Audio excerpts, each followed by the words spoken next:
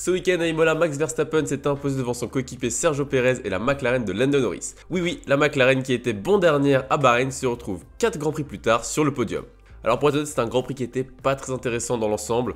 La qualification sprint n'a pas aidé non plus. On a eu un aperçu, un avant-goût de ce qu'on allait avoir ce week-end. On s'est pas trop amusé, il n'y a pas eu beaucoup de dépassements où c'était du DRS. La tension qu'il y avait en début de Grand Prix entre les leaders s'est vite atténuée. Bref, c'était pas folichon. Je vous propose aujourd'hui de revenir sur cette 4ème manche du championnat et d'analyser qu'est-ce qui s'est passé, qui a gagné, qui a perdu. C'est parti.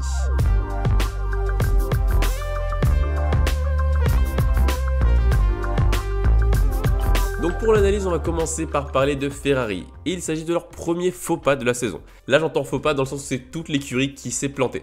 On avait eu l'erreur de Carlos Sainz à Melbourne il y a 2 semaines, et cette fois-ci ce sont bien les 2 pilotes qui ont fait une erreur. Alors on va commencer une nouvelle fois par Carlos Sainz qui déjà s'est crashé en qualification, ce qui présageait pas grand chose de bon pour le reste du week-end. La qualification sprint, il a réussi à remonter jusqu'à la 4ème place, donc c'est voilà, avec une Ferrari c'est normal de remonter aussi haut. Il a fait ce qu'il a pu, il a devancé la McLaren de Lando Norris, mais il n'a pas pu aller chercher les 2 Red Bull et son coéquipier Charles Leclerc qui était bien trop loin.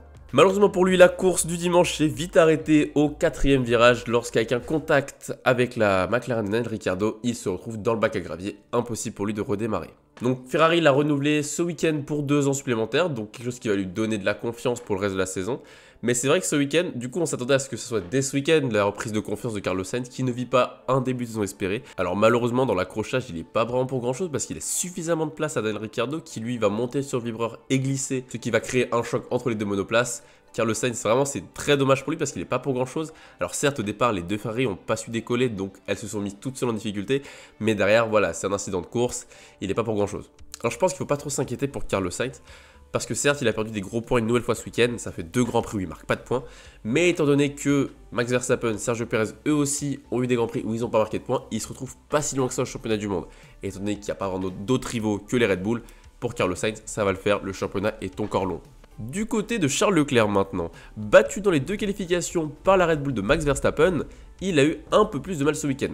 Alors il a dû faire face tout seul aux 2 Red Bull, ce qui aurait été plus simple avec un Carlos Sainz pour l'épauler. Mais dans cette bataille à 2 contre 1, il a tenté un pari stratégique pendant la course, qui n'a pas fonctionné malheureusement, avec une petite erreur au stand qui lui a fait perdre du temps.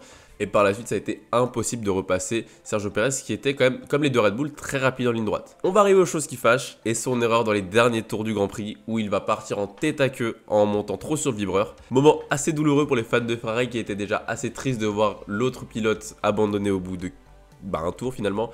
Là, c'est leur pilote numéro 1 qui va partir à la faute. Donc, autant dire qu'être un tifosi ce week-end, c'était pas une bonne chose.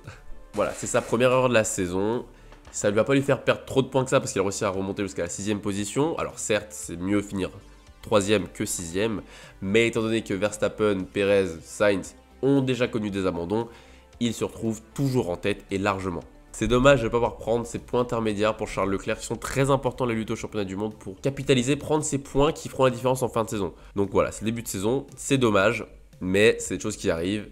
C'est la première heure de la saison, espérons qu'il en commette pas trop d'autres. Deuxième point important de cette course, je voulais parler de Lando Norris qui va avec sa McLaren monter sur le podium. Alors certes, il profite du fait que Charles Leclerc fait une erreur, mais la McLaren, il y a quelques grands prix, à Bahreïn, elle était nulle part. À Jeddah, elle commence à remonter, mais elle était nulle part aussi.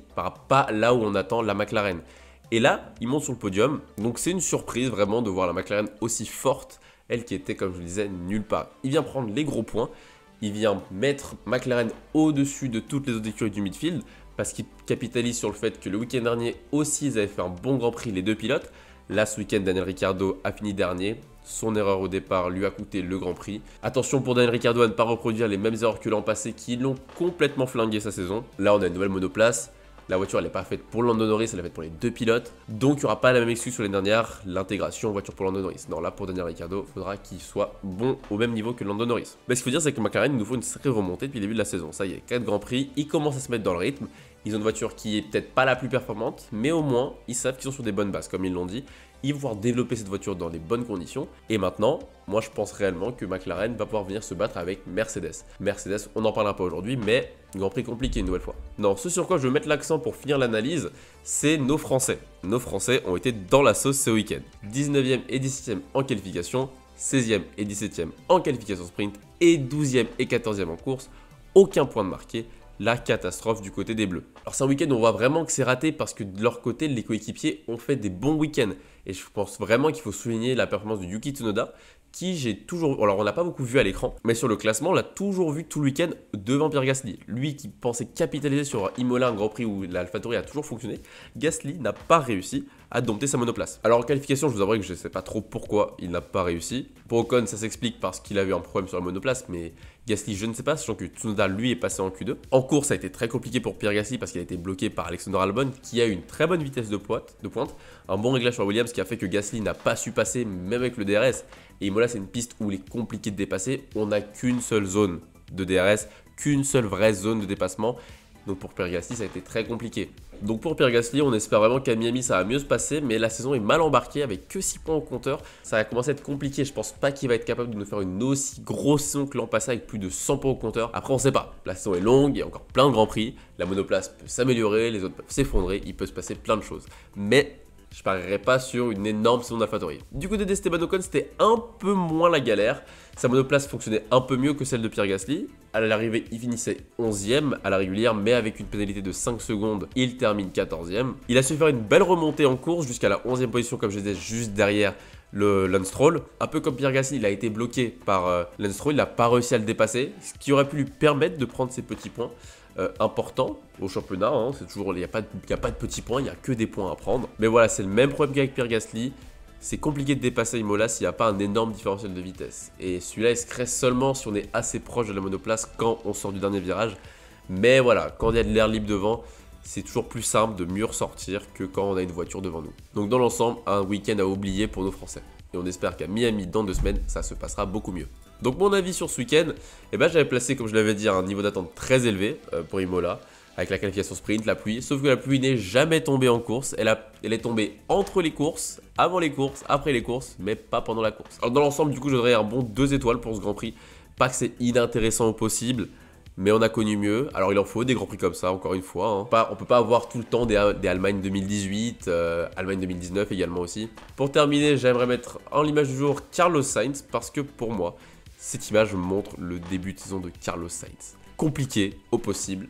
Lui qui on attendait bien plus haut que ça dans la hiérarchie, qu'on attendait au niveau de Charles Leclerc après son excellente fin de saison de l'an passé où il finit devant Leclerc au championnat pilote, on s'attendait à un Carlos Sainz capable de se battre avec Charles Leclerc. Et comme je le disais dans ma vidéo avant le début de la saison, je m'attendais à ce que Carlos Sainz matche le niveau de Leclerc dès le début de la saison. Mais là, on a un Charles Leclerc qui est dans une autre dimension et Carlos Sainz, c'est très compliqué pour lui. Voilà, c'est tout pour cette vidéo, j'espère qu'elle vous aura plu. On se retrouve pour parler la prochaine fois sûrement du Grand Prix de Miami. Moi, je vous dis à la prochaine, c'était Georges F1, salut!